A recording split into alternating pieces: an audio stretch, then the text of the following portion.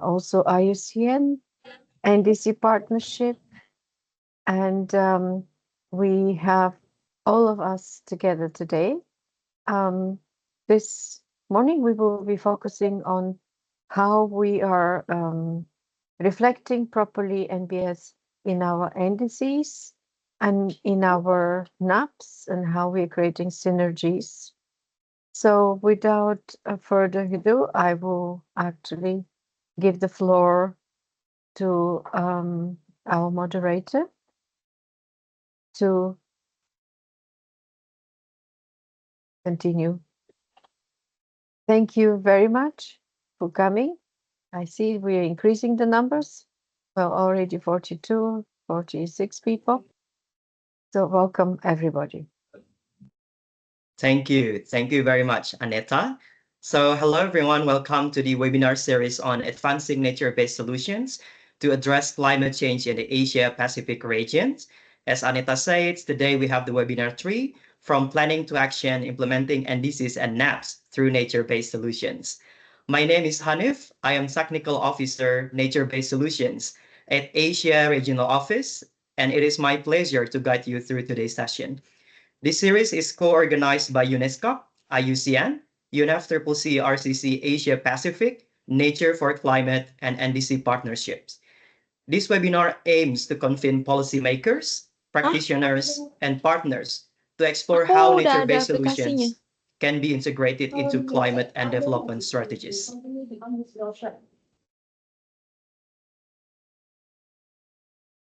Before we begin, just a few quick housekeeping notes. Please keep your camera off and your microphone muted.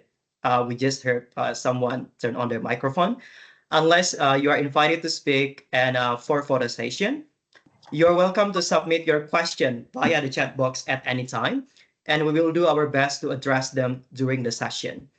Please also note that this webinar is being recorded, and the recording will be made available on the event webpage shortly after the webinar. So I'd like to begin this webinar by asking you some question on the Slido.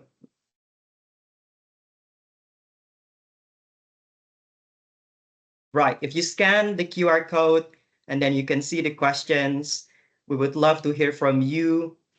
Where are you joining from? Where are you joining us from today?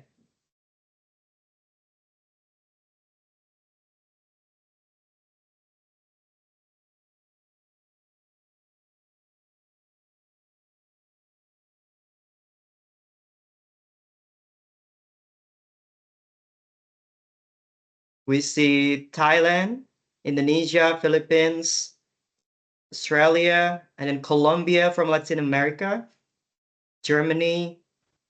It's a very great representation. Then from the chat, Ethiopia.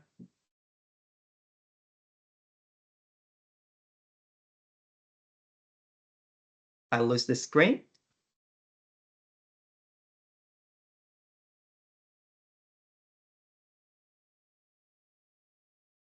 Right. I think we have seen everyone put where they're coming from, which is very interesting to see. And for the next segment, I will give the floor to Julie Amoroso Garbi, Regional Lead, UNFCCC RCC Asia Pacific. Julie, are you here? Yes, I'm here. Thank you very much, Hanif. Thank May I you, proceed Julie. now? Yes, the floor is yours, Julie. Okay, thank you so much. And good morning, everyone. I'm joining you from Germany today. I will not have a presentation at this point, but maybe just to provide a brief sort of context in terms of how we have framed this webinar. Again, good morning, good afternoon to everyone, and thank you for joining us for this third installment of our regional webinar series on advancing nature-based solutions in Asia and the Pacific. As countries in the region accelerate climate action in the lead up to NDC 3.0 and scale up implementation of their national adaptation plans, this discussion is both timely and necessary. And across our region, from Pacific atolls to mountain ecosystems and delta systems, nature is not only a source of life and livelihoods, it is also one of our most powerful climate solutions. Nature-based solutions are increasingly being recognized in both NDCs and National Adaptation Plans or NAPs. And many countries in our region now reference forest restoration, mangrove conservation, sustainable agriculture, and integrated water management as climate strategies.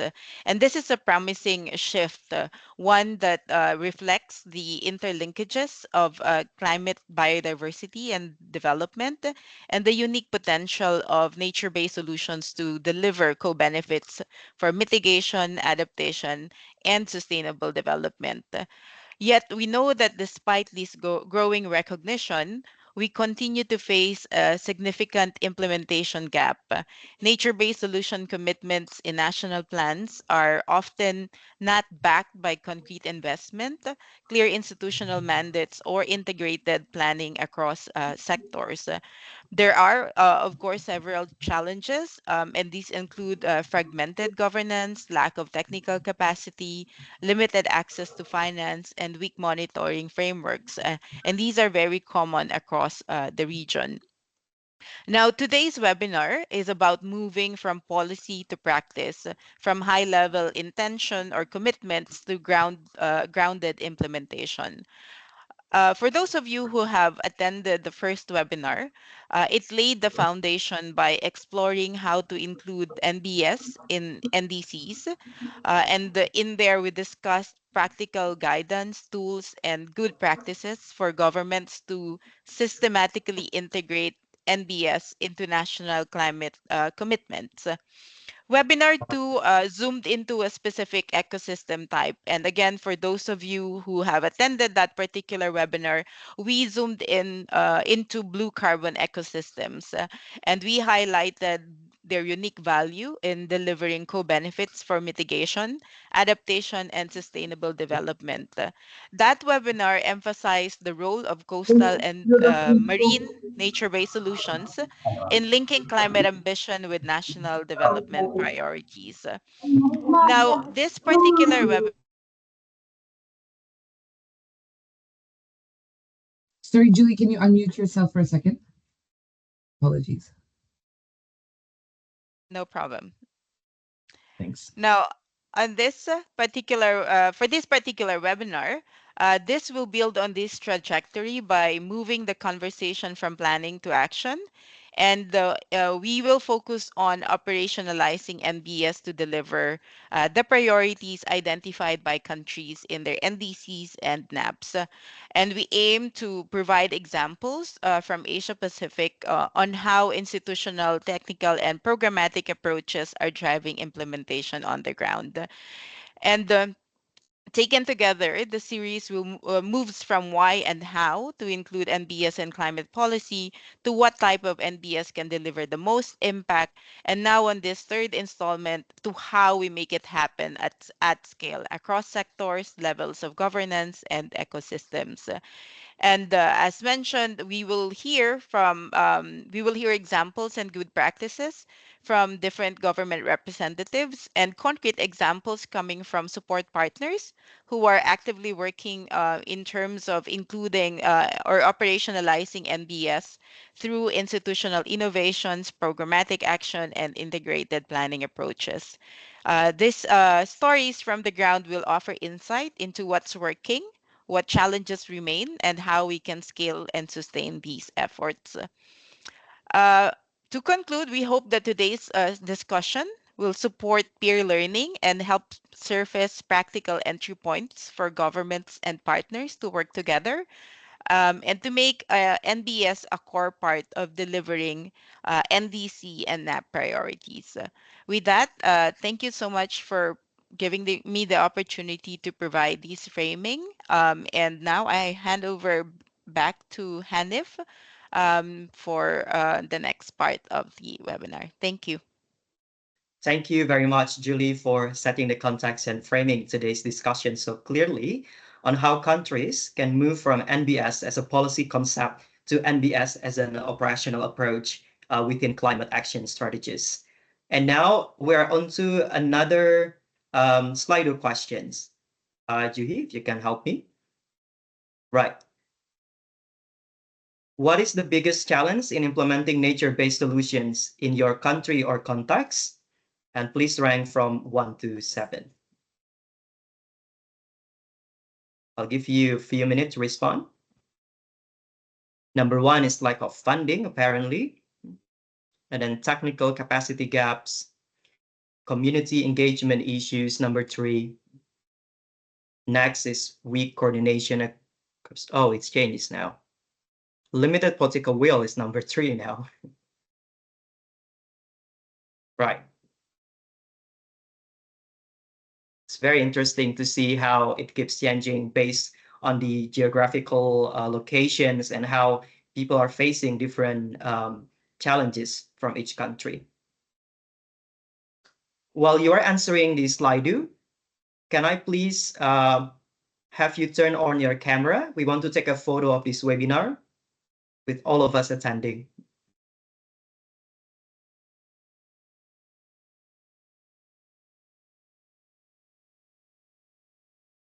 Right, everyone, please turn on your camera, but not your mic.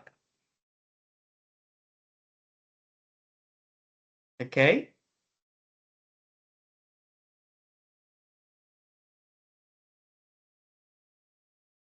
Can Tini help me to take a photo of everyone? I'm gonna count from 1 to 3. 1, 2, 3. Okay, again, 1, 2, 3. I hope everyone is captured. Okay, thank you so much. For next presentation, I'd like to invite Niladri Gupta.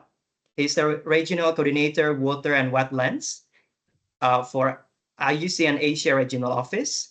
He will give his presentation on NBS as an implementation vehicle for NAPs, NDCs, and NBSAPs learning from the region. Niladri, the floor is yours. Thank you very much, Hanif.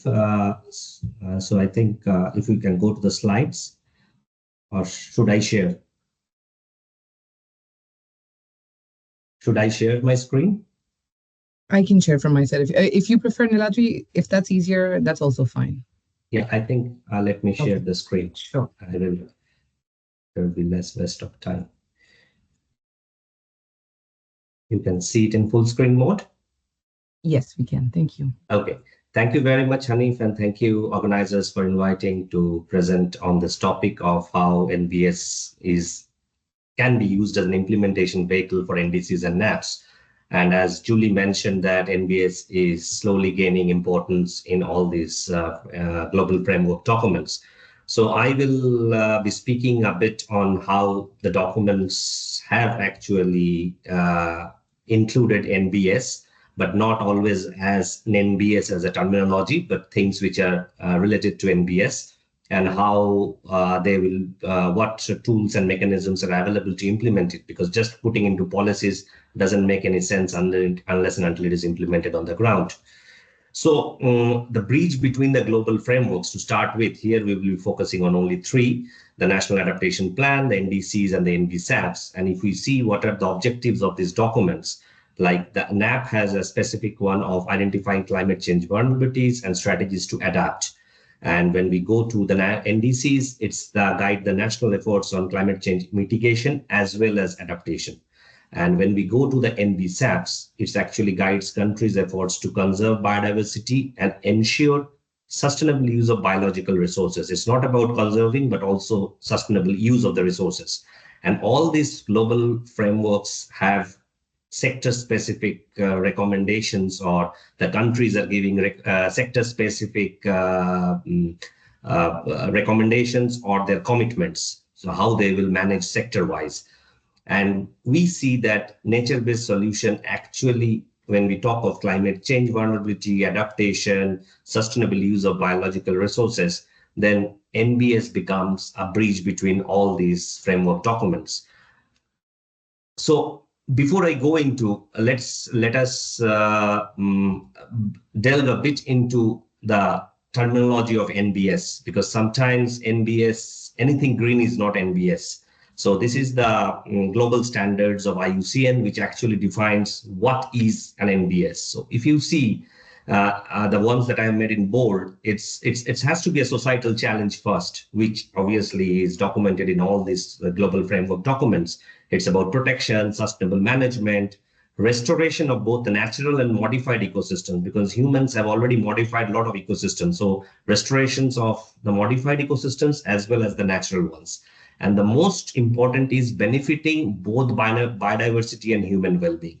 So it's about livelihood security as well as conservation of nature.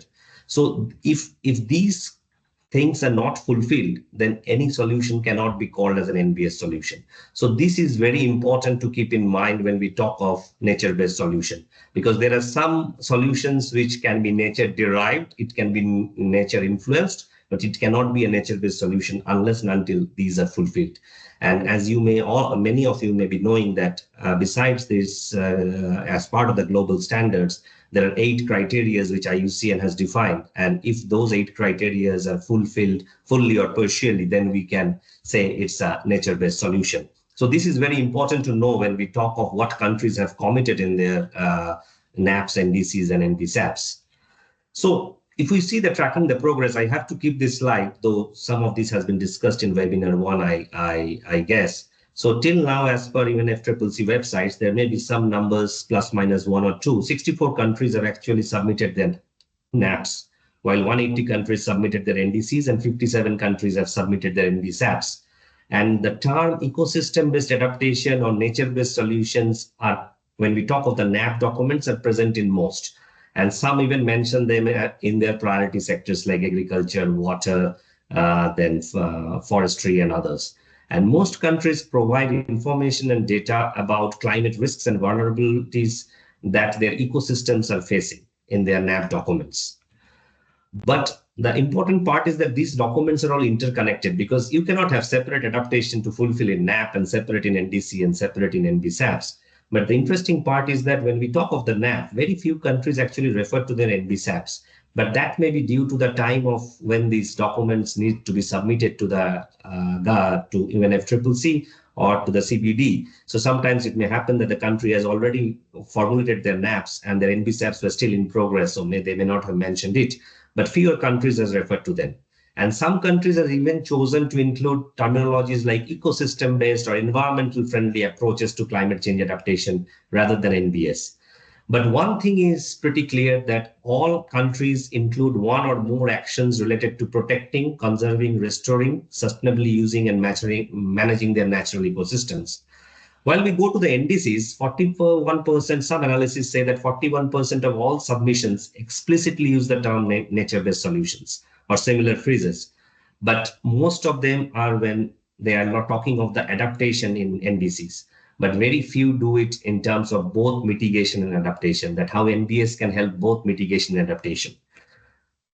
So there was a study which was done by one of our partners of this webinar, Nature for Climate, with other partners, where they did a tracking of the policies, and 31 countries, NDCs, NAPs, and NBCAPs were actually reviewed. And there were some key terms which were related to nature-based solutions that were found in their international commitments. But the thing is that it varied from the document. So if you see the NDC, NAP, or NBCAPs, then if you see visually this graphical thing, you will see that its forest has the maximum importance rather than the other sectors. The next comes agriculture, and then conservation, restoration, those terminologies are coming in. So this is very important to see how this can actually be implemented. These commitments can be implemented on the ground.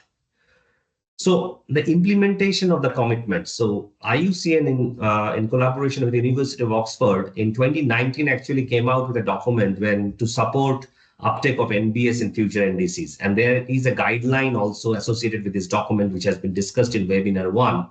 So this report actually represents an overview of the current level of ambition for nature within the NDCs and highlights what can be done further to harness the potential of NBS in global climate actions. So one of the quotes that comes from this document is nature-based solutions have a vitally important role to play in addressing both the causes and the consequences of climate change. So there were 6 recommendations in this document. One was on building the increasing global recognition or importance of ecosystem for addressing both climate change, mitigation, and adaptation.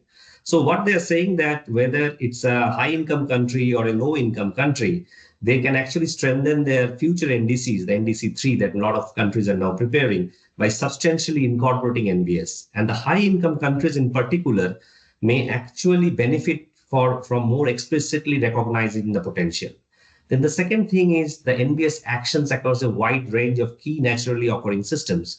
So when they reviewed the NDCs, they found that most of the NDCs were NBS connection to NDCs were related to the forest sector. But they are saying that if we just manage the forest, it won't be sufficient to achieve the goals of climate change adaptation in our commitments. So there has to include like carbon-rich drylands, we have to include coastal mangroves, also, sorry.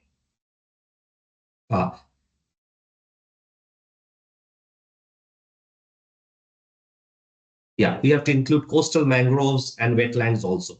Then the next was to step up NBS action that simultaneously address adaptation and mitigation. We just can't say NBS is only for adaptation. So it has to be both for adaptation and mitigation, as well as support sustainable development and biodiversity conservation. So when these all things come together, the definition of NBS actually fits well in that what is actually an NBS solution. And then the fourth thing is including measurable and robust NBS targets in NDCs.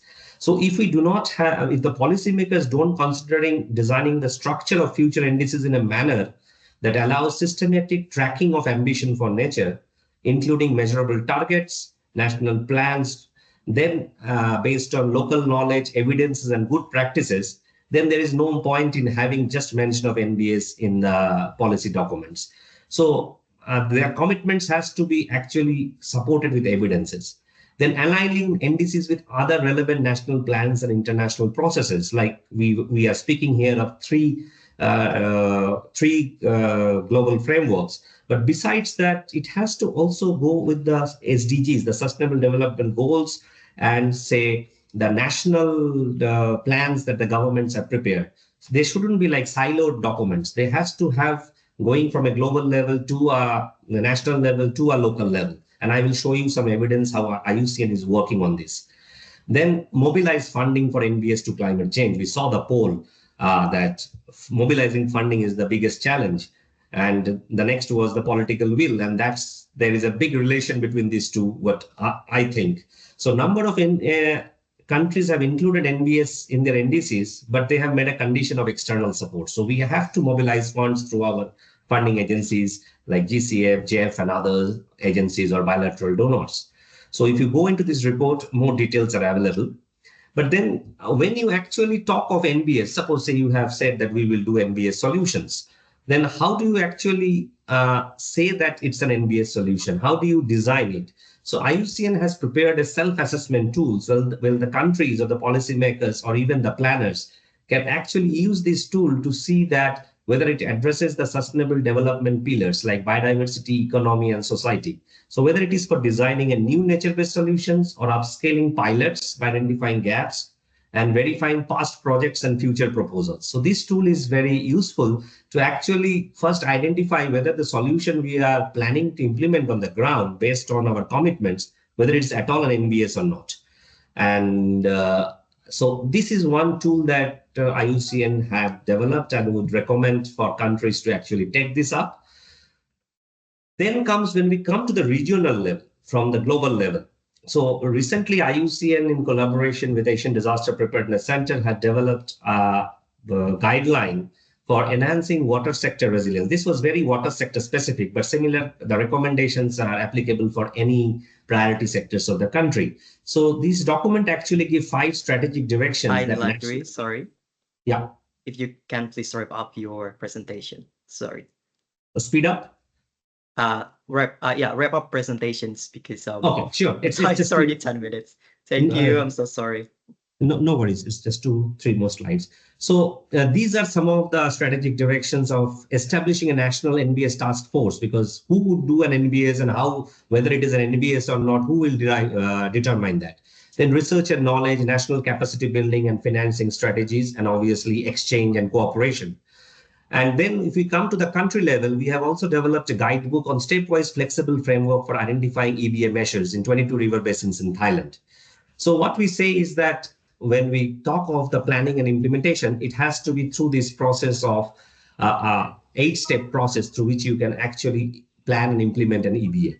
And I will give you just 2 examples before I close. So this is an example in India where with the private sector in India, IUCN actually helped the communities to restore this ancient, what I would say, a traditional irrigation system called Ahar Pine, which are connected ponds through which the water goes from one pond to another, and it can be used for irrigation. So it was a business case for conservation of this system. And the water users who participated were able to generate a profit of, say, $100 for water chestnuts and $1,000 for fish cultivation. And they were able to also irrigate post-monsoon wheat cultivation. So besides this, these type of interventions which are already on the ground can actually be scaled up by the government as part of their commitments. And the last thing is about a joint initiative between IUCN and GIZ, which is called the Panorama, the Solutions for a Healthy Planet. So it actually promotes examples of tested and replicable solutions in biodiversity conservation. So there is one example of Upper Mekong Delta, where the triple rice monocropping, which is generally practiced, was actually replaced with improved locally practiced flood-based agriculture, where 3 types of croppings were actually promoted rather than the monocrop of rice. So it was a nature-based solution which considered 3 systems: floating rice systems, lotus farming, and rice aquaculture systems. So this also, in addition, helped in increasing weather extreme and hybrids management of the weather extremes of floods and droughts. So if there are around 1,600 case studies documented in this Panorama platform, which if you Google, you will get it. And there are 3,000 plus replicable success factors. So if these can actually be scaled up, countries can actually fulfill their commitment of many of the ones that they have made in their NAPs and NDCs. So thank you very much for your attention, and sorry for taking a bit of extra time. Thank you, Terry. Thank you very much, Niladri, for your presentation. And it's really insightful, the connection of NBS into NAPs, NDCs, and NBSAPs, and not only for adaptation, but also mitigation to gain co-benefits of NBS and align with other targets. Thank you so much. So before we begin next presentation, we will love to have you on our Slido again.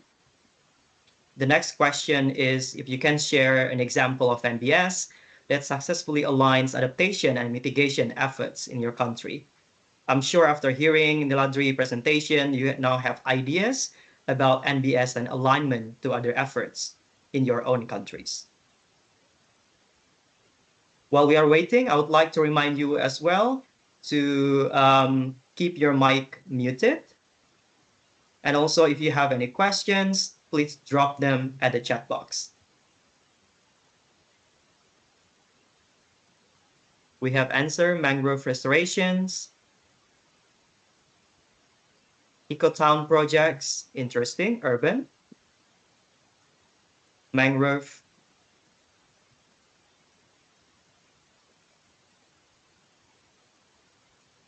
in Hong Kong, Long Valley Park, agriculture and education, very interesting, coastal seaweed, protected areas management. Thank you very much, everyone, for participating. A lot of interesting from Pakistan, Siargao Islands as well. Thank you so much. For the next presentation, I would like to invite Jesus Alvarado, Climate Finance and Analysis Specialist, NDC Partnership. His presentation is on financing NBS implementation in the NDCs, challenges and opportunities. Jesus, you have 10 minutes. I'm sorry, when you reach 8 minutes, I'll give a sign, if that's okay. Good. Are you with us, Jesus? Yes, I hear All right. you well. Thank you. I'll give a Good. sign when you reach 8 minutes, so you have 2 minutes left. to wrap. Thank you very much, and over to you for your presentation. Excellent. So if we go to the next slide, we'll be able to start. So yeah, it's a pleasure to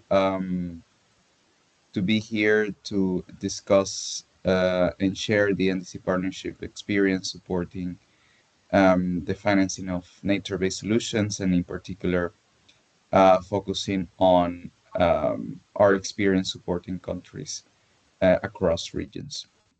So just to give you a quick overview on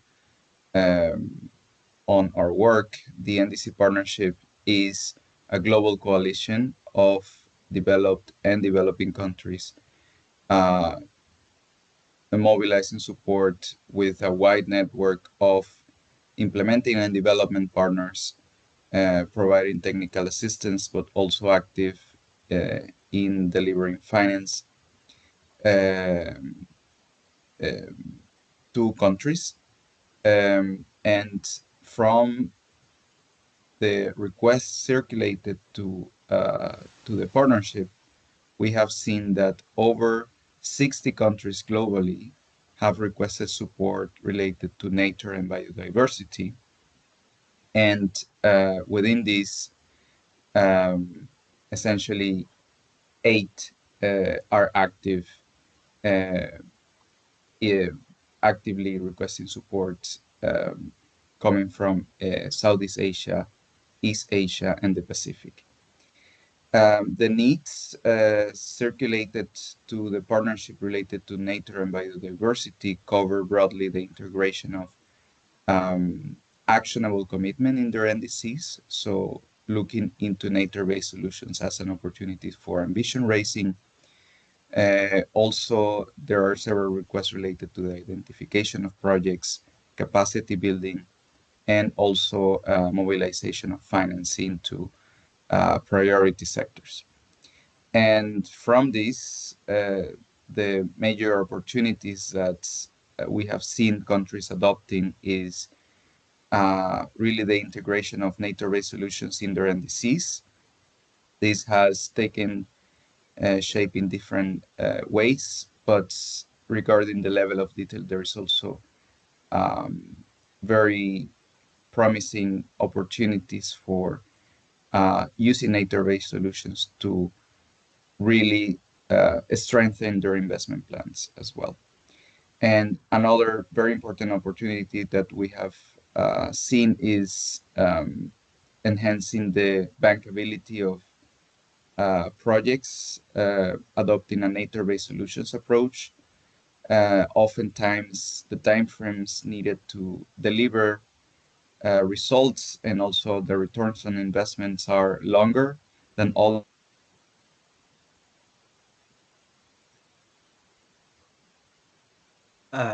Jesus? I think he's dropped out of the call. Okay.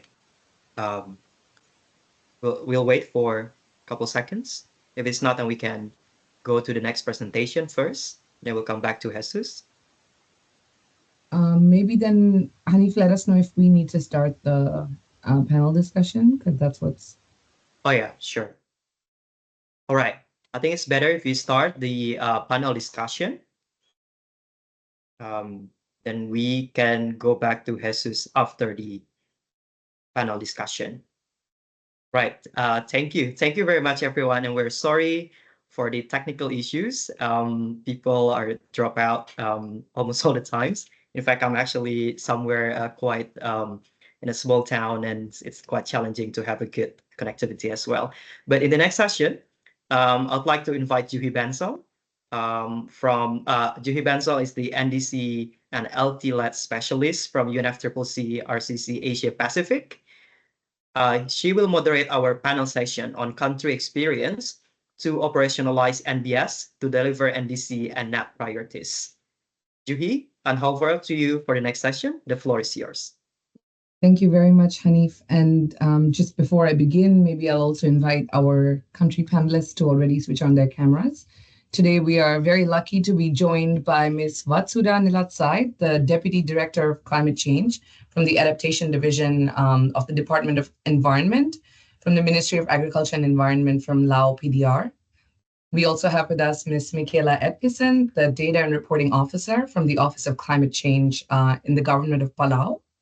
And we also have with us Mr. Arnold Belver, the Development Management Officer for and Deputy Chief of Policy Research and Development Division from the Climate Change Commission in the Philippines. May I request all of you to kindly switch on your cameras?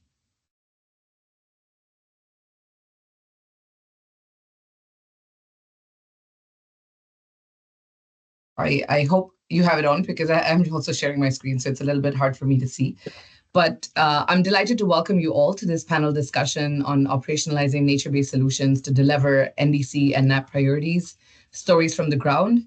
And as we've already heard, with countries advancing their climate commitments under the Paris Agreement, NBS, or nature-based solutions, have emerged as a powerful approach to bridge adaptation and mitigation, while also delivering co-benefits for biodiversity, livelihoods, and resilience. And today we're joined by government representatives from these three countries, which is Laos, Palau, and Philippines. And these three countries are actively implementing nature-based solutions in their national climate strategies. So our goal in this session is to understand the enabling environments and programmatic approaches that are enabling nature-based solutions to move from planning to practice across different sectors and scales, and to learn from the lived experiences of these countries from the ground on what's truly helping to move implementation further. So first, I would like to invite by asking Ms. Vatsuda to briefly share on how nature-based solutions are reflected in Laos, NDC, and NAP, and what is your country's experience, especially as a least developed country, with operationalizing the NBS targets and interventions? Okay. And should I share the presentation or just answer the questions? No, we're happy for you to share the presentation as well. Okay, maybe I will answer the questions from you. Thank you very much for the questions. I would like to share the Lao experience, like as I mentioned. Okay, maybe next slide, please. Okay, here I will start the national policy framework arrangements. Before I explain in details, I would like to update the status of NDC and NAP Laos. For NDC, we are developing NDC 3.0, with expected submit the first draft in the end of this year. Also, NAP has already endorsed by government last month, and we plan to submit NAP to UNFCCC by September. And also, the NDC second point to address NBS is like highlight the forest protections, water source management, and sustainable agriculture as the key adaptation strategy aligned with NDC principles. And also, this NDC like promote NDC technology to enhance resilience against climate impact, like floods and droughts. Also, the NAPs address the EPAs. We will like emphasize protections of forest land and water at the nature buffer to reduce climate risk like floods and drought and erosions. And we also like integrate the EPA into the agriculture, forestry, and water sector to reforestation, agroforestry, sustainable lands, and wasteland management. Next slide, please. For the NDC 3.0, as I mentioned before, we are under development. This NDC will adapt the NBS by the incorporate into the policy sector, like agriculture, forest and land uses, urban planning, and water sector. Specific Corey mentioning sustainable forest management and increasing forest area for carbon sequestrations and emphasize co-benefits. And also this alignment with the National Biodiversity Strategy and Action Plan, because this responding to Lao and targets 8 because by the 2030, the climate change mitigation and adaptation, particularly in the NDC, will have been mainstream in the biodiversity associated strategy and action plan of the relevant public sector for sustainable natural resource management and environment protections. Next slide, please. This slide, I will present about the country interventions and experience regarding the NBS or EBA interventions and activity implementation in Lao PDR through urban EBA and EBS projects. We focus on 6 provinces and 6 cities. With these activities are responding as sustainable development goals 11, 13, and 15. Next slide, please. The objectives are to shape the hierarchy of urban forest management in Lao PDR from the limited infrastructure approach toward an integrated approach that's climate resilient. And also, we mainstream integrate climate risk management strategy into the planning framework and implementing NBA to require climate resilient. Next slide, please. These are activities that we are implemented in the EBA and EBS projects. For example, we implement like a construction of water supply capacity improvement with the tree plantation in preservation area in Phung Sali province. This benefits 9 urban villages, including 9:30 yes, and also, Sorry, can you please mute yourselves if you're not speaking? Yeah, and the second activity like a slope protection area, and also we like improve the ecosystem in the pond, like is wetland, something like this, and also drainage system improvement, landscape and tree plants. Next slide, please.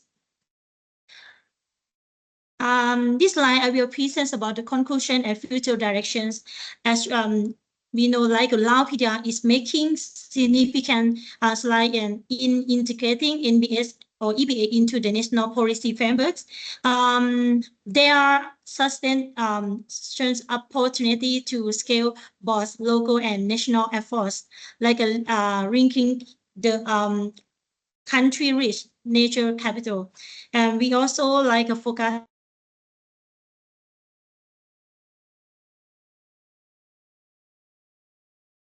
and integrations for resilience and sustainability. And the second, like a scaling opportunities, we are like a significant potential to scale local and national NBS initiative. And the last one, we like a call to actions, like enhance collaborations, like funding and implementation for the sustainable futures. Yes, and next slide, please. Yes, that's all for my presentation. If you have any question, I welcome for your questions. Thank you. Thank you very much for your presentation, and thank you for answering that question for us. I think I would now like to move to Palau.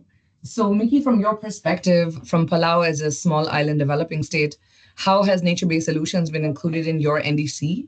And how is it also being planned to be included in the NAP that is being developed? Could you also share what institutional frameworks or coordination mechanisms have also supported this inclusion? Would you like to present your slides, or would you like me to do this from my side? If you could please share from your side Sure. the slides. I think the slides will be able to answer your questions. Sure, let me just put. Are you able to see my screen? Yes, I can see it. So yes, hi everybody. My name is Michaela Edvison. I'm the Data and Reporting Officer for the Palau Office of Climate Change. Maybe we can jump right into the next slide. Juhi, you may want to put it on full screen mode.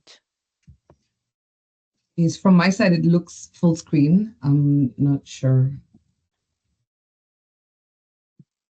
Are you unable to see it as full screen mode? I know it's Not still yet. not, Julie.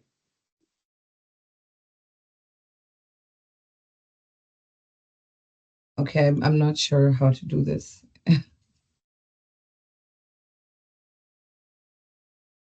I think first close and then reshare.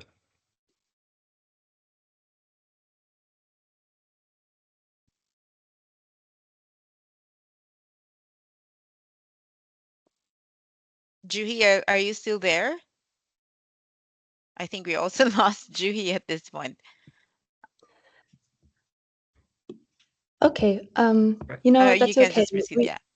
Yeah, we don't need the slides. I can speak to it, and then hopefully once she's back online, then we can come back to the slides if needed. But in the next slide, I actually wanted to share a little bit of context for Palau. So nature-based solutions in Palau are really deeply rooted in traditional and cultural knowledge. We have this concept of bul, which is a traditional practice where chiefs or communities would place a ban on fishing or harvesting in certain areas. And it's a form of sustainable resource management that has existed in Palau for many generations and now serves as a foundation for modern conservation efforts. So nature-based solutions is something that has been practiced in Palau for a very long time, and excited to see that there's a lot of movement around it now. It really offers a viable and cost-effective approach to enhance resilience and adaptive capacity against climate change impacts. As far as the institutional frameworks and coordination, we're able to integrate and implement nature-based solutions across the country through collaboration at all levels within the community and within development of policies and plans. So it really requires collaboration between the national government, as well as the state government, the traditional leaders, local NGOs and community members to all work together. Some of the key policies and plans that integrate nature-based solutions include our Palau climate change policy, which is recently released this year. And that's a central document guiding our climate-related policies and plans, including our NBSAP, as well as National Invasive Species Strategy, Sustainable Forest Management Policy, our Protected Areas Network Strategic Plan, and our Palau National Marine Sanctuary Strategic Plan. So if anybody is interested in hearing more about any of those, I'm happy to share some details of that. But some of the examples of nature-based solutions that I'd like to share with you today that have been implemented in Palau include our mangrove and forest restoration. So mangroves act as both a mitigation strategy, carbon sink, and an adaptation strategy in providing protection from storm surge and sea level rise, safeguarding the coastal infrastructure and communities, and also the mangroves provide a safe habitat for animals and fish. So that links to other broad co-benefits that directly support Palauans' local livelihoods and enhancing community resilience. This supports those who work in fisheries or in ecotourism, and it also enhances the food resilience because things like fish and the mangrove crabs are a staple part of Palauan diets, and so it really reduces reliance on food sources. And then there are also various efforts being implemented to protect and restore the upland forests. So Palau has this program called the Forest Stewardship Program, and that's with the Ministry of Agriculture, Fisheries, and Environment. And they work with local organizations to plant native trees in sites across the Big Island, Babeldav. And there's also the invasive species management that's going on. They have their strategy with other initiatives to try to minimize harm from invasive species on Palau's biodiversity and natural resources. Aside from the mangrove and forest restoration, another nature-based solution that's been working in Palau is the Protected Areas Network, or the PAN. So the PAN Act actually started back in 2003, but was operationalized in 2012. And now there are a total of 39 protected area sites. This contributes to both terrestrial and marine conservation, and the PAN works to protect and restore critical ecosystems like the mangroves and the coral reefs. PAN has its own sustainable financing mechanism. So when tourists come to Palau, then they pay a green fee, which is included in the price of their airfare. And that fee goes directly into conservation efforts for the PAN. Another example of nature-based solution is our Palau National Marine Sanctuary, which protects 80% of Palau's waters. And the other 20% is open for fishing activities, but is sustainably managed. So having this much protection really contributes to a healthy ocean ecosystem and plays an important role in carbon sequestration and protecting marine biodiversity as well. And then one of the last examples I'd like to share is the Nardoc Nature Reserve. So in the state of Melekeok, there are men's and women's organizations that have worked together to revive traditional lake maintenance practices at the reserve. So when the reserve was first made a protected area, then they stopped maintenance practices and human interactions within that area because it didn't align with modern conservation management guidelines. But stopping this maintenance really allowed for certain plants to be overgrown in the lake, and that decreased the water levels significantly. So now they've started removing the overgrown plants, re-implementing these traditional maintenance practices, as well as replanting the native trees and grasses along the slopes by the lake to reduce sedimentation, runoff, and erosion. So this all helps to maintain the lake's water levels, but also improves the overall ecosystem health. Thank you for getting the slides back up. Maybe we can just go to the last slide. So now linking these projects and initiatives to the NDCs and the NAP. We are currently working on our NDC 3.0 to be completed in September of this year, so next month. What we were able to validate in our latest greenhouse gas inventory is that Palau is a net negative carbon emitter due to our healthy mangrove and forest ecosystems. So we really wanted to highlight this in our updated NDC to show the importance of conservation, restoring and sustainably managing mangroves and forests as carbon sinks. The initial NDC focused on energy, transport, and waste sectors, but now we're planning to include agriculture and forestries as another sector. And there's a lot of interest from the government to explore blue carbon opportunities and to include oceans in the NDC. As far as the NAP, one of the first activities to be completed is the baseline resilience analysis of the PAN sites. We are just still in the very early stages of the NAP, and so we're planning and trying to bring in local consultants to help us with this. But this resilience analysis would include conducting baseline forest inventories, doing desktop reviews of the forest status and locations across all the different states, as well as doing cultural and historical site assessments to review their vulnerabilities to climate change impacts and come up with recommendations for enhancing resilience and protecting these important sites. So the NAP team also plans to work with each state to conduct surveys that'll be used to inform community-based resource management and adaptation practices, and then to be able to integrate nature-based solution measures into master plans and other resource management frameworks. And so, again, some of the important reasons we implement nature-based solutions are for the protection of infrastructure, cultural sites, taro patches, and communities. It's more cost-effective than some other modern technical solutions. It's really driven by community members and cultural practices. And what we've learned is that healthy ecosystems recover more quickly from disturbances. So nature-based solutions really improves the resilience of both natural systems and the community. Thank you very much for that, Mickey, and apologies again for the technical difficulties at my end. I don't know why my computer froze out, but really useful to hear from Palau's perspective in terms of integration of nature-based solutions. I would now like to quickly move on to Philippines. Arnold, how are nature-based solutions reflected in Philippines NDC and NAP?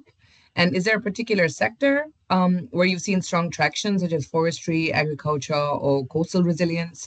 And any insights you can share with us on this would be very useful. Thank you.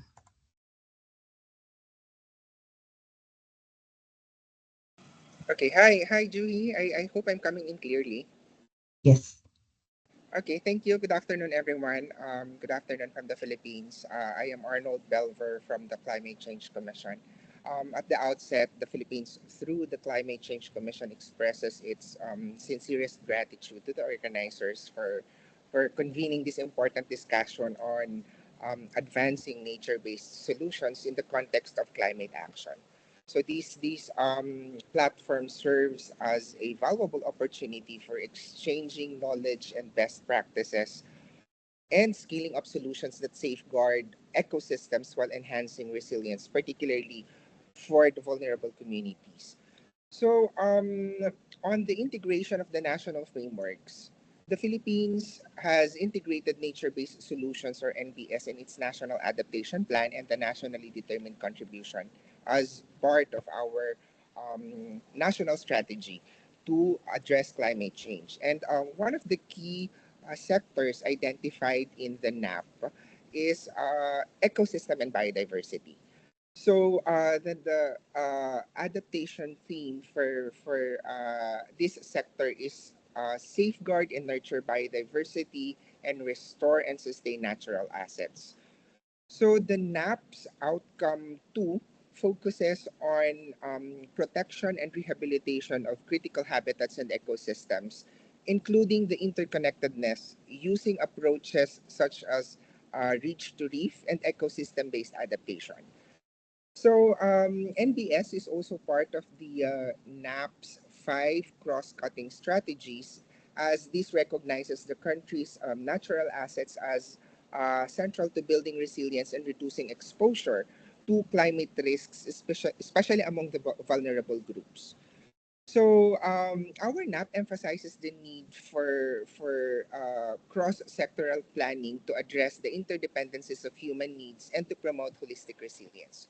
So currently, the use of gray infrastructure remains a popular response to climate risks. However, NBS offers a system-based approach that addresses multiple sectoral outcomes.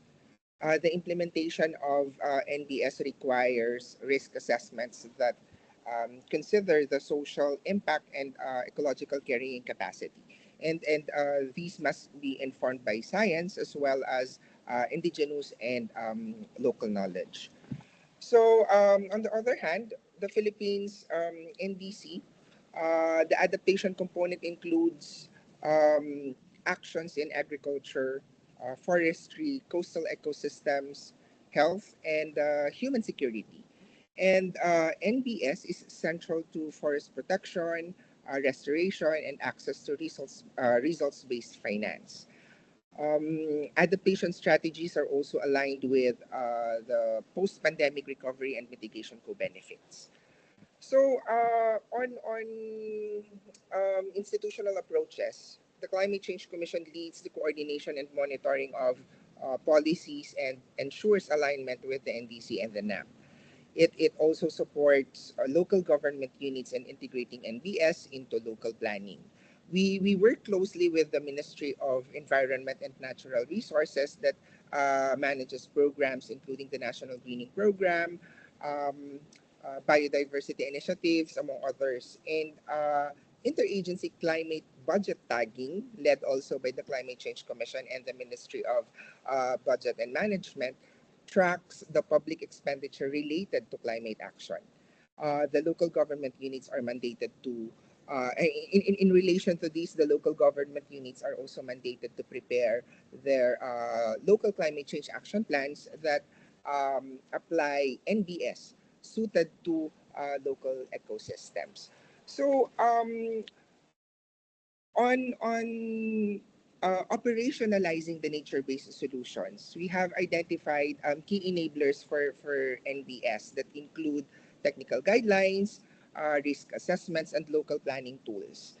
And financially, the national climate budgets the People Survival Fund. We have this local adaptation fund also as mandated by law, and international support from various partners provide critical resources. And of course, cross-sector collaboration is enabled by policy integration, joint risk assessments, and multi-stakeholder platforms. Um, but despite the progress, scaling nature-based solutions remain constrained by limited finance or the absence of a unified framework and capacity gaps. And as a way forward, the Philippines is working to address this through improved governance, knowledge exchange, and of course, technical assistance. And to further strengthen NBS and fulfill the NDC and NAP commitments, the Philippines requires technical support to develop bankable projects, increased financial resources, and policies that support stakeholder engagement, institutional capacity building, and public-private partnership. So, uh, in closing, we would just like to highlight that the NAP, both the document and the NAP process is designed to ensure coherence with other national policies in the Philippines, including the nationally determined contribution, the Philippine Development Plan, and the National Climate Change Action Plan, and other sectoral adaptation strategies. These alignment enables coordinated implementation, resource mobilization, and monitoring of NBS across different levels of governance. So I'll stop from there, and we thank you again for inviting the commission. I'll be here to answer other questions if time permits. Thank you, and may our discussions today be as impactful as the solutions we seek. Thank you so much for that, Arnold. I think that's very useful to hear, and you touched upon a lot of important issues such as stakeholder engagement, interministerial coordination, and financing. So as a follow-up question, and given that we have limited time, I think I will just redirect one question to each of you. So since Arnold already spoke about finance, I actually wanted to go back to Vatsuda and ask, given that Lao PDR is an LDC, how does Lao approach the challenge of financing nature-based solutions? Do you have any specific strategies or partnerships that are being pursued to mobilize public or private finance for the implementation of nature-based solutions at scale, particularly in the context of your NDCs and NAPs? Vatsuda, over to you. Thank you very much, Julie. As a risk developed country like LDC, Lao is actively pursuing a multi-pronged approach to mobilizing finance for nature-based solutions, particularly within the context of its NDC and NAPs. For example, the first strategic integrations into national planning and finance framework, like policy priorities sessions. We are like attention is focused on what is financial and technically feasible with the policy action decided to maximize is like invest around with the urgent climate and development priority. The second, like we are leveraging international and multi-donor partnerships. Example like a green climate funds and like a UN agency, we have many projects such as a $10 million from like a TCF funds, NBS program. This is helping cities implement ecosystem restorations for forest management. And also we have like an innovative financial mechanisms. Like Lao is exploring a mix of physical reform like a green bond, like a debt for nature swap, and payments for environmental service in corporate with partner. Also, the country also seek to attract a private sector investment to demonstrative and viable NBS business model and to delisting strategies. And also we have like a capacity building and community involvements. For example, like a project like a Natura projects like emphasize community engagement, NBS for urban adaptation with support for micro enterprise to sustain financing and ground level and promote local ownership. And also we have like a governance and regulation enhancement. For example, like efforts are underway to booster planning and enforcement, enable the private sector and community to participate in NBS investments. This is for Lao. Yes. Thank you very much, Thank Vatsuda. I you. think it's very useful to hear that there's so much planning going on, even in terms of mobilizing investments and how to increase participation of different stakeholders to mobilize finance. And again, that it's coming from both the adaptation and mitigation perspectives. Thank you for that. Now moving to Yes. Mickey, in terms of Palau's perspective, I heard very good examples from what is happening in Palau to scale up nature-based solutions. But how are you ensuring, especially from a SIDS perspective, that nature-based solutions remains a long-term solution and not just a project-based intervention? Because we know that in the Pacific, often the approach is very programmatic and project-based rather than long-term thinking. Mickey, over to you.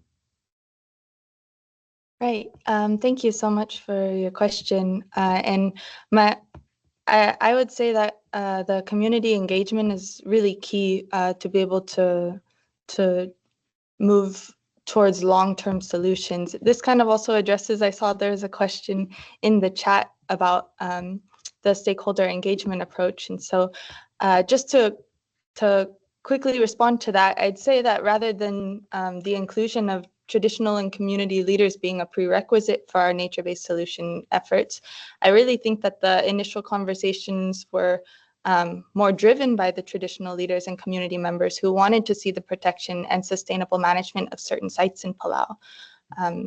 Because Palauans already have a deep-rooted relationship with the ocean and the land, so they're driven, not just obligated to contribute to these kind of solutions, and they engage in a really positive way. At least from the national level, we really try to work with a wide range of stakeholders with different lived experiences and challenges in order to better understand and meet the needs of all of the community members. I think it's important that we come and approach it with a bottom-up approach rather than a top-down approach. And this also creates ownership for the management plans and the implementation of such plans, and leads to greater support within the community and longer-term sustainability. Thank you, Mickey. I think it's a very, very useful perspective coming from the SIDS. And I think, thank you also for picking up the question from the chat already. I think the role of all stakeholders and traditional knowledge is very important in the nature-based solutions, especially in the Pacific community. So thank you for highlighting that as well. And my last question to Philippines in this round will be, I know you mentioned NAPs and NDCs both, but we do understand that countries struggle to link adaptation and mitigation actually in practice, and interministerial coordination is quite a big challenge, as we also saw from our Slido questions before. So could you share with us an example of where nature-based solutions have helped align these two objectives? Could you share a good practice or any project that has been identified in your country where it really helps bridge these gaps between adaptation and mitigation?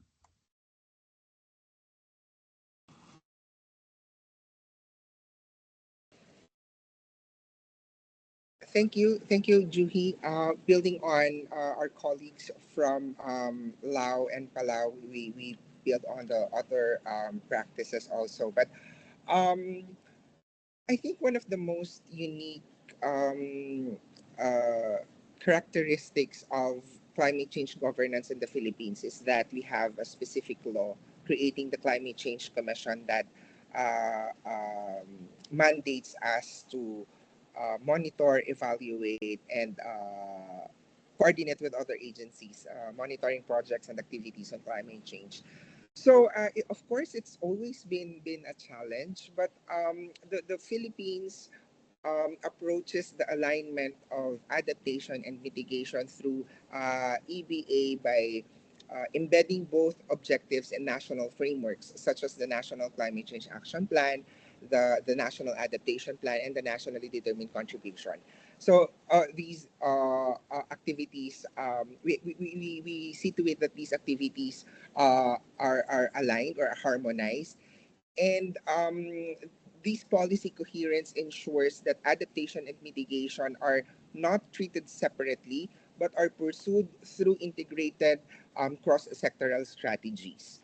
On the ground, projects such as forest restoration, mangrove rehabilitation, and sustainable agroforestry are designed to deliver co-benefits, enhancing community resilience to climate change impacts for adaptation, and of course, while making sure that it's simultaneously increasing carbon sequestration and reducing emissions. So we build on the mandate of the Climate Change Commission to coordinate and work closely with other relevant government agencies, including non-state stakeholders such as the private sector, the academe, the civil society organizations, and of course, the indigenous peoples. Thank you very much for that, Arnold. I think, again, it's really important to echo the importance of institutional frameworks and regulatory frameworks that help align this action so that coordination can happen at a central level, but also trickle down to up national level. Now, because I see we're running out of time, I will ask each of you to just take 1 minute and share with us one key lesson that you have learned from your country's experience with NBS implementation, or share with us one area where you feel more support is required. I will start from Lao and then move to Palau and then Philippines. Vatsura, the floor is yours. Okay, thank you so much for the questions. I would like to share the Lao lesson learned with the NBS implementations. The one key lesson learned from Lao experience with the nature-based solutions implementations is the critical importance of integrating community involvement and local livelihoods alongside ecosystem restoration. For example, the ongoing EBS RAW projects in advanced planning to the participatory process and research. For example, like identifying pavement material restorations measure or EBA concept. And also we like addressing capacity issue to learning by doing or hand-on training, community participation in restoration by themselves. This is for the excellent from Laos. That's all. Thank you very much, Vatsura. Miki, over to you. I would say one of the key lessons learned and one of the, I guess, an area that we need to increase support in is our capacity building in country. There are many experts in nature-based solutions in Palau, but maybe not. Maybe they don't have the technical capacity to be able to develop assessments and gather data and perform M&E. So building capacity to be able to do all of those things and combine that with the traditional knowledge, making sure that it's integrated to fit the requirements and guidelines of the global frameworks. And then as well, also just to be able to access climate finance so that we can implement these not just short-term projects, but to maintain the long-term sustainable programs. I would also say in order to deliver on the NDC and the NAP commitments, we really need to mainstream the work across all the sectors, both in the government and in the local organizations, as well as the private sector, because collaboration and coordination are really key to be able to do all of this. Thank you for that, Miki. And I think it also touches upon some of the questions that we've seen in the chat, that, you know, there's a need for having robust scientific research results included in the NBS, but to have that, we need technical capacity at the ground level. So thank you also for echoing that alongside the role of traditional knowledge.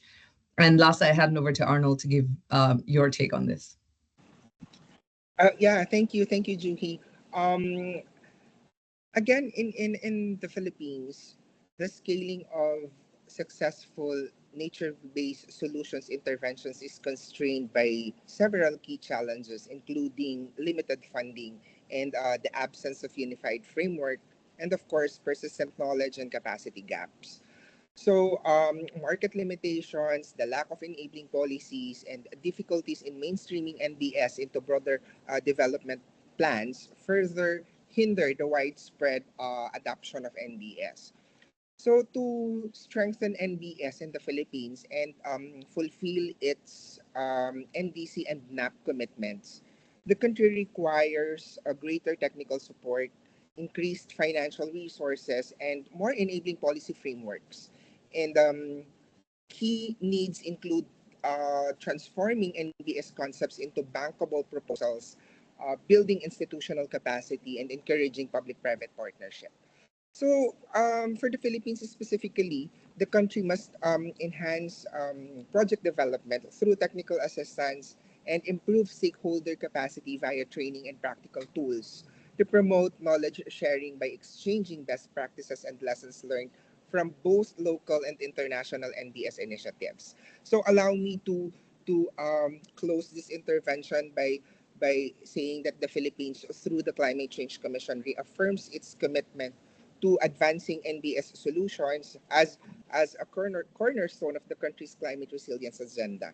And of course, the Philippines stands ready to engage with partners in accelerating action, sharing knowledge, and mobilizing resources to unlock the full potential of NBS. And as the global community deepens its climate ambition, we must place nature at the heart of our strategies, not only as a buffer against climate impacts, but as a foundation for inclusive and sustainable growth. So thank you again for this opportunity. Thank you very much for that, Arnold. I think you've already summed it up and not really, it doesn't require further summing up from my side, but I would take this opportunity to thank all our panelists for sharing such insightful and grounded perspectives, really helping us tie the higher level conversations to what's actually happening on the ground. And just a few key reflections which have emerged from this discussion is that nature-based solutions are most effective when they're embedded in national planning and supported by strong institutional coordination, as we've heard from all three countries today. Secondly, operationalizing nature-based solutions require not just technical knowledge, but also enabling frameworks in terms of finance, local ownership, and cross-sectoral partnerships. Thirdly, that aligning adaptation and mitigation through ecosystems is not only possible, but it's already happening on the ground through things like agroforestry, coastal restoration, and sustainable land management. And finally, that scaling nature-based solutions demands long-term thinking, supportive policy environments, and integration of traditional and local knowledge systems. So as we move forward, let's remember that nature-based solutions are not just a silver bullet, but when they're thoughtfully designed and equitably implemented, they can be a powerful lever for delivering the Paris Agreement long-term goals and building resilient and nature-positive futures. I would like to thank once again the speakers from Laos, Palau, and the Philippines, and hand back over to Hanif. Thank you very much.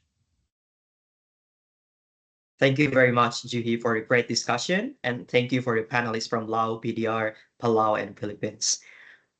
Next, we'll get back to Jesus. Jesus, are you here with us? Yes. Thank you. Please continue where you left, Jesus. You have roughly 6 minutes left. I will give you a sign when you have 2 minutes left. The floor is yours. Thank you.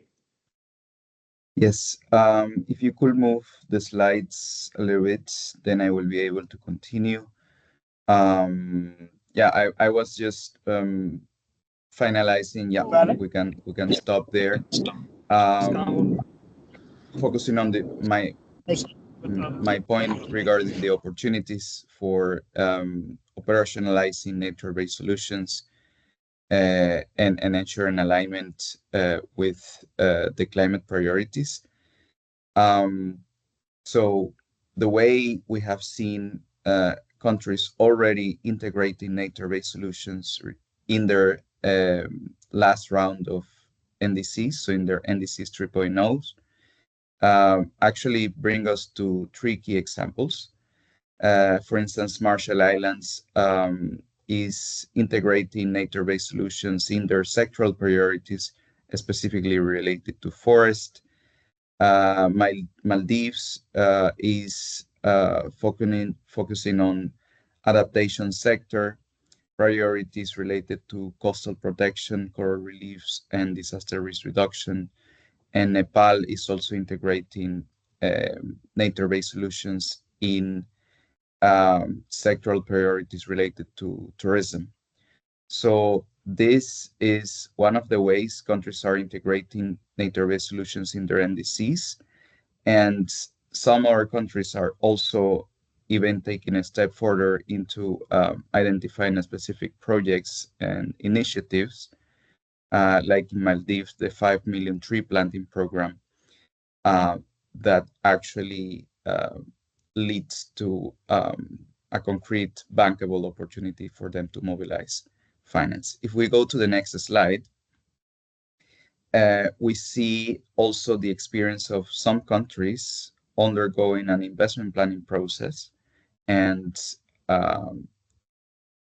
we have, specifically the example of Pakistan developing their NDC investment plan in 2024, which actually identifies a series of nature-based solutions related projects, but not only identifies the specific projects, but outlines the financial mechanisms that they're considering to mobilize finance, and also really do or set out, lay out the groundwork for strengthening institutional arrangements and enabling environments for really unlocking private sector participation in projects like climate smart agriculture projects that are being incentivized fiscally, but also reducing regulatory hurdles or strengthening institutional arrangements in a manner that really reduces regulatory hurdles for the participation of the private sector. If we go to the next slide, here we have really an overview of the menu of options being provided through the NDC partnership to really inform countries about the range of opportunities that they have to integrate nature-based solutions, but overall to strengthen their climate policy planning and implementation approach. One is the NDC, the first is the NDC 3.0 navigator, the second is the climate investment planning and mobilization framework, and also our menu of support that we have at the country level through our country engagement process. So if we go to the next slide, we will see that together with the UNFCCC, the NDC partnership launched the NDC 3.0 navigator. This provides a menu of options for countries to learn from experience that others have undergone to increase the ambition of their NDC, but also make their NDC more investable and really anchor the process of developing the NDC in a multi-stakeholder inclusive process. So this outlines a series of resources and tools that includes nature-based solutions and that is available for countries and stakeholders to utilize. And here you have the QR code if you want to learn more. The next slide, actually. Jesus, sorry, yes. You have 2 minutes left. Thank you. Okay. Yeah. The next tool is actually drawing from a collaboration with the Green Climate Fund. So actually bringing together their experience, the NDC partnership launched the work together with them to launch the climate investment planning and mobilization framework. If you go to the next slide, this really outlines a series of elements for countries to go from the identification of needs to the mobilization of finance. And this was really an effort to build on existing governance arrangements, so not necessarily depart from scratch, but build on what is already existing, really outline an emphasis on coordination and implementation mechanisms, so to ensure that there is capacity to deliver on what's promised and what is outlined in the NDC. There is also a big emphasis on the value of evidence-based decision making. And if we go to the next slide, we will see an outline of the 6 stages of investment planning that are outlined in the framework. The first related to capacity, the second related to identification and prioritization of needs, all the way to programming with financial partners and really utilizing public, blended, and private finance funds for mobilizing finance. I think what's most important from this framework is that whenever we are considering nature-based solutions and all of the commitments that are outlined in the policy frameworks, in the NDCs, in the NAPs, in the LTLEDs, it's important to really consider the institutional arrangements, the utilization of studies and assessments to inform the identification of needs and the prioritization exercises. And that's what we have in stage 2. And the utilization of specific studies and assessments to really adopt an evidence-based approach to investment planning and also to finance mobilization. And this is important because many of our partners that, or many of the countries that we work with, oftentimes really have the capacity to conduct certain studies or have the ambition to utilize those studies, but sometimes there are challenges in connecting this with exercises to prioritize and mobilize finance. So through this framework, we are outlining a series of steps that are really meant to meet countries at the stage that they're at and not be a prescriptive instrument for going about mobilization of finance, but rather empower countries to really lead the way and adopt a country-driven approach. If we just move to the last slide, just to wrap up, we actually made available this framework through an online platform that you can all see is climateinvestment.ndcpartnership.org. So you can all check not only the specifics on this guidance, but also a series of resources that have been curated to learn from examples where specific steps have been applied, but also a collection of guidance and tools that are relevant under each stage. And we also have a deep dive into thematic focus of interest through the climate investment planning supplements. So for instance, we have a supplement related to food systems that we actually produce with IFAD, also a supplement with related to adaptation that is coming soon and is a collaboration done with the Commonwealth Secretariat and also Asian Development Bank, and also another supplement related to blue carbon ecosystems that we produce with Pew. So this is just to give you an overview of the menu of resources that are available for you to consult and really make the most of this to really inform overall climate investment planning, but also inform more specific approaches that integrate nature-based solutions in the development of NDCs and the implementation of NDCs. Thank you. Thank you very much, Jesus, for your insightful and practical presentation on financing, how countries can integrate NBS into NDC3 submission, also creating an investment plan to mobilize finance, and access NDC partnership framework to help them integrating NBS into NDC's investment planning and finance mobilization. Thank you very much, Jesus. And next, I would like to invite Julie Amoroso Garbin, Regional Lead for UNFCCC, RCC Asia Pacific, for the closing reflection and the next steps. Julie, the floor is yours. Thank you very much, Hanif. And again, thank you everyone to all our speakers for joining us today. It has been quite a very rich discussion on the many examples of operationalizing, implementing both NDCs and National Adaptation Plan through the nature-based solutions. I know we are running over time, so I will keep this short.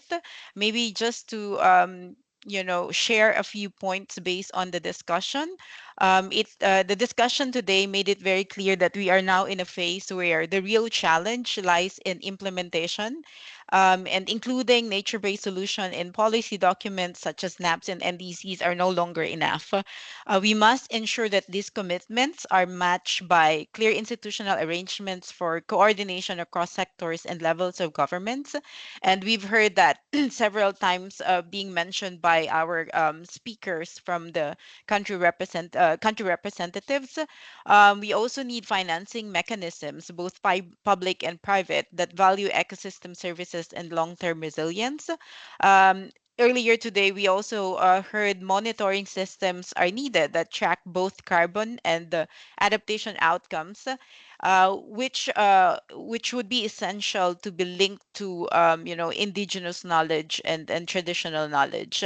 And here we also heard that community ownership, particularly indigenous peoples, local communities, youth, and women, should be included and should be the owners of these nature-based solutions.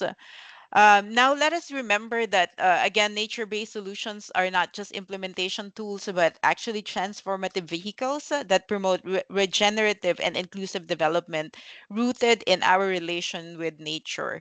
And as we move forward with NDC 3.0 and implementation of National Adaptation Plan, um, I encourage everyone, or especially, of course, the policymakers, to continue to ask how we can continue to elevate nature-based solutions, not just as a supplement to our climate plans, but as a foundation for them.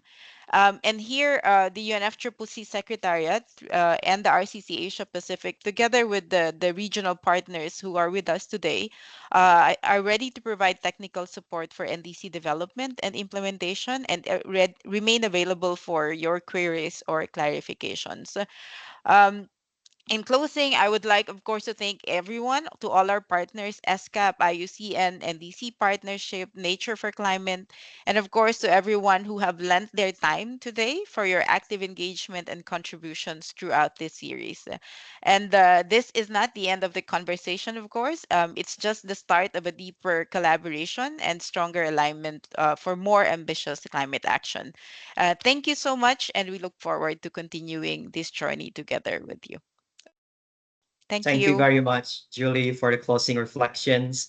And thank you, everyone, for your participation, questions, and apologies we cannot answer all the questions. We are thankful that you have joined us on this webinar, and the webinar recording will be available on the webpage along with the presentation slides.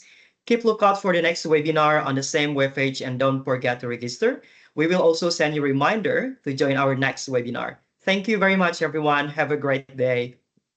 Thank you very Thank you very much. much. Thank you, everyone. Thank you. Bye. Thank Thank you, everybody. everyone. Thank you. Have a Bye-bye. good day. Thank you.